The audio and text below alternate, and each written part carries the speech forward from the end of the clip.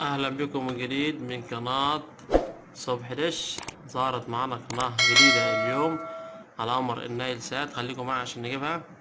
كل عليك خد لايك واشتراك عشان يجيلك كل جديد من قناة صبح دش. احلى قنوات، احلى الترددات الجديدة اللي معانا النهاردة. هنخش نجيب القناة سريعا كده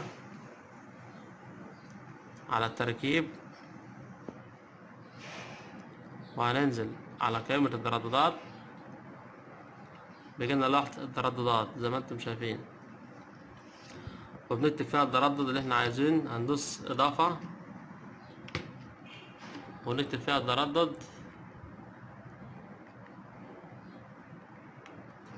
12.688 ومعدل الترميز 27500. هنيجي هنا نخليها عمودي او حرف الفي. تمام، هنخليها عمودي وندي حفظ للتردد عشان نسجل مع قائمة الترددات. التردد اتسجل تمام وجاب اشارة تمام. هنخش على البحث مع بعضينا. قبل ما ننزل القناة خد لايك واشتراك عشان يجيلك كل جديد من قناة صبح دش، احلى القنوات الجديدة. هندوس كلمة بحث على الزرار الازرق.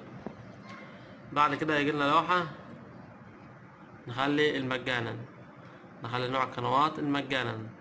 بعد كده هنقول له اوكي، تم البحث.